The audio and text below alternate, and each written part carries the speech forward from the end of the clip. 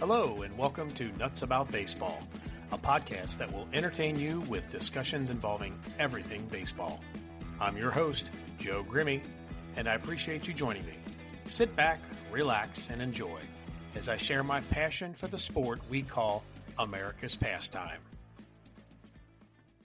Welcome, everyone, to this episode of Nuts About Baseball. I am your host, Joe Grimme, and today is Monday, so it's time for the Monday Morning Mop-Up, where I talk about the previous week for the Cincinnati Reds, a little bit of the season overall, and then what you have to look forward to in this week's games scheduled for our beloved Cincinnati Redlegs.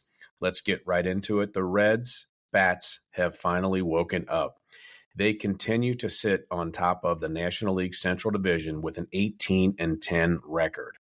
What did they do this past week? Well, on Monday, they played the Tampa Bay Rays. They won 6-1. Sal Stewart hit a home run with 2 RBIs.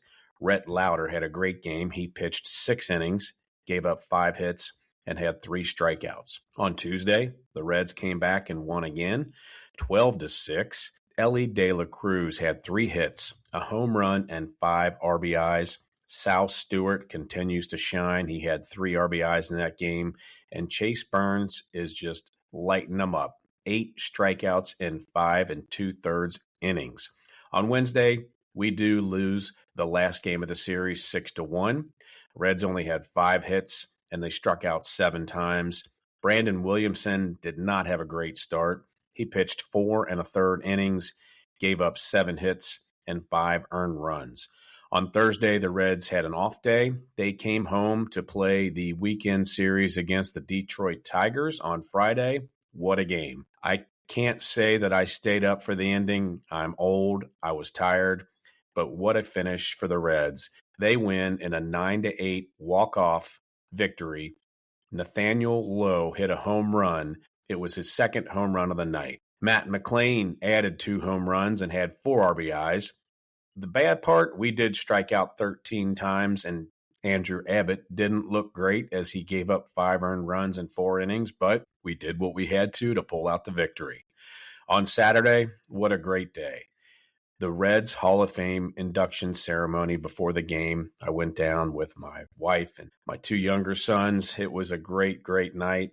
Beautiful weather, and so neat to see those speeches take place before the game started. The game, just as good. The Reds win 9-2. Sal Stewart continues to stay hot. He had 3 hits, a home run, and 5 RBIs. TJ Friedl, he had 3 hits. Look who showed up to the party. Brady Singer did give up 8 hits. He scattered them throughout because he only gave up 2 earned runs. He did not walk a batter, and he had 3 strikeouts. On Sunday, the Reds could not pull off the sweep. They lost 8-3.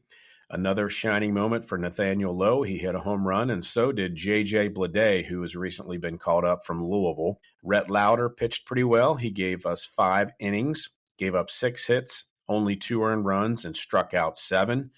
And for one of the rare instances this season, our bullpen failed us. These games are going to happen. You can't expect these guys to be perfect every time they go out there. But Sam Moll, Pierce Johnson, and Franco all gave up 5 runs combined between the 3 of them. That's what we did this previous week. Let's talk a little bit about the season overall. The team batting average is still the worst in the National League at .213. I will say that this past week, the Reds did have a team batting average of .251. So it's better. While, of course, it probably couldn't get much worse, it's going in the right direction.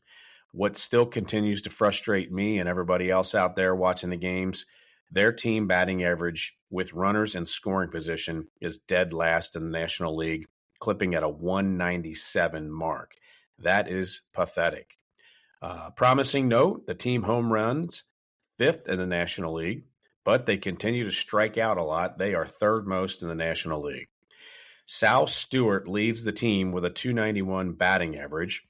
Elly De La Cruz and Stewart are both tied with 9 home runs apiece to lead the team, and that is 2nd in the National League overall. Sal Stewart leads the team with 29 RBIs, and that is 1st in the entire National League. This is phenomenal for a rookie. He looks great. I hope he continues to stay hot. He is fun to watch. The one bad note, I guess, this past week, Eugenio Suarez went on the IL with a mild oblique strain. The good news from that is that it allowed Nathaniel Lowe to come in and play. He had 4 home runs over the weekend in the Detroit Tigers series. So I love seeing someone come in, step up off the bench. While I want to see Suarez back in the lineup, we're getting guys to have some more at-bats, and that helps them when they get on the field when we need them. Who is hot? The last 7 days, like I said, the team batting average was .251. They scored a bunch of runs, so I would say the overall team, hitting-wise, is hot.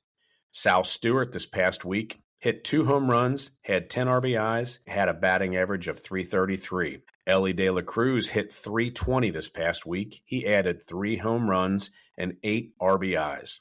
TJ Friedl, he hit .333. Now, he was hitting so pitiful, that only raised his batting average for the season to .188. The one thing that I'm really concerned about is this past week, he didn't walk 1 time.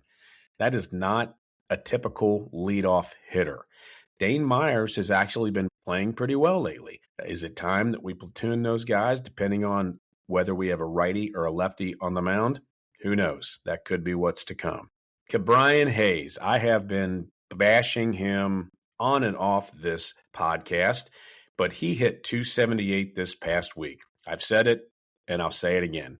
I like the guy. He seems like a great kid, but he struggles at the plate. He has raised his batting average to .114 on the season. We're heading in the right direction. And Matt McClain this past week hit .269. Moto Federation is a DIY communal workspace and social lounge. We provide the tools, facility, and supplies for you to work on your own motorcycle. Beyond the workshop, we have a social lounge where members can meet to exchange ideas, share knowledge, attend workshops, and view product demonstration. We are a rider's facility dedicated to learning, teaching, and repairing and restoring motorcycles. We embrace all forms of motorcycling, from scooters to trikes and everything in between. Learn more at motofed.com. Who's not hot? The last 7 days? Good grief. Tyler Stevenson, .067. He was 1 for 15. His batting average on the season is .156.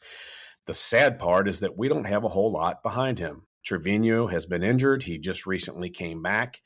Who knows whether P.J. Higgins can stay up on the big league club for an extended period of time or not. Eugenio Suarez hit .077 this past week. He was 1 for 13, but like I said, he's injured. He's on the IL.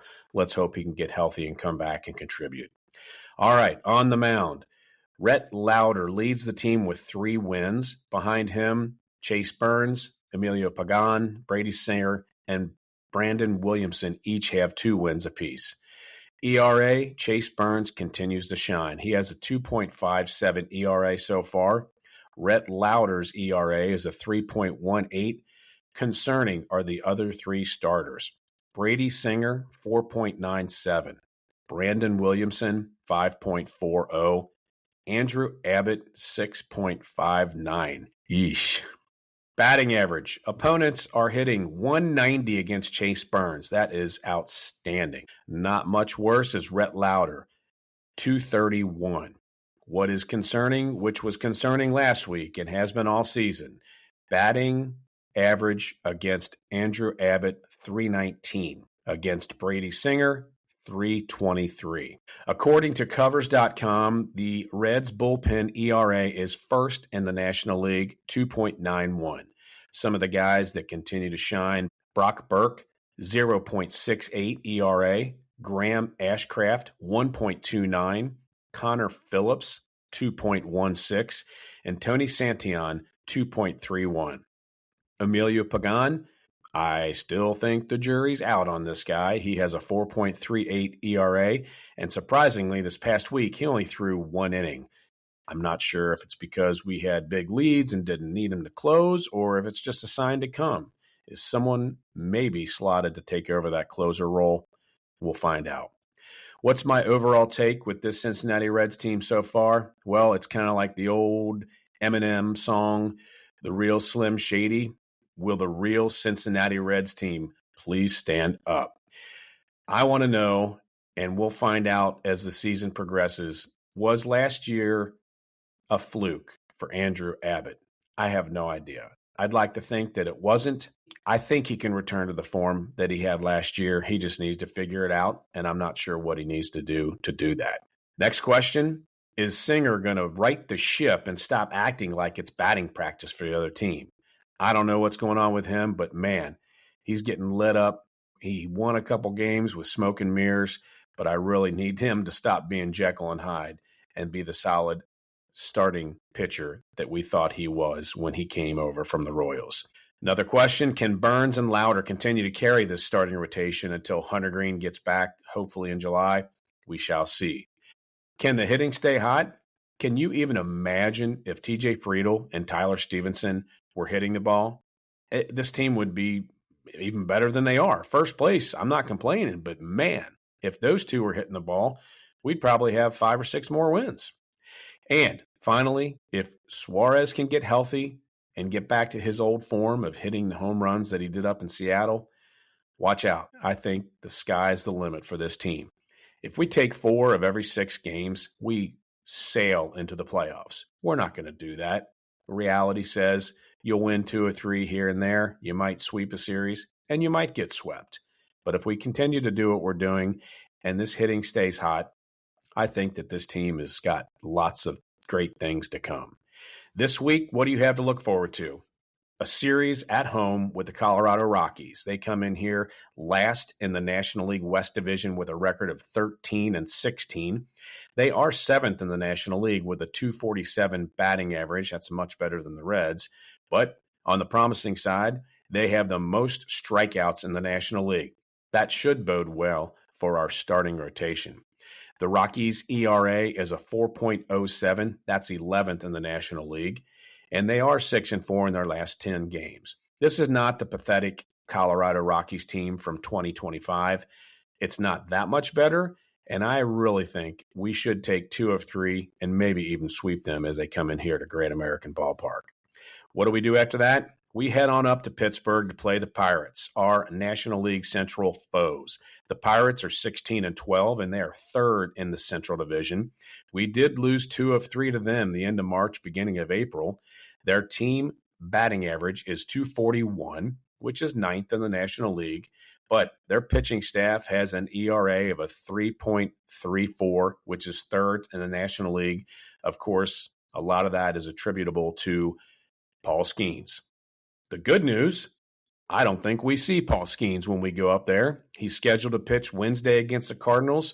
So, lo and behold, we might miss that stud, and that should give us a better chance to collect 2, maybe 3 wins when we head into PNC Park. All right, what I have to say at this point in the season, if you have not been following this team and you love baseball, you need to start. This team is really fun to watch. They are doing things that they didn't do last year, and that is winning games when sometimes they really shouldn't. And I will take every single victory that I can. They have a great attitude. The team seems to play well together, and they're just fun to watch. Yes, they're going to have their hiccups. Yes, I'm frustrated with some of these players, but that's going to happen no matter what the season and no matter what the team. If you haven't yet, tune in. Watch the games, and if you can't, keep listening to the Monday Morning Mop-Up, and I will keep you updated with this team. Have a great week. Enjoy the games. Go Reds. Until next time, I am Joe Grimme, and I am nuts about baseball.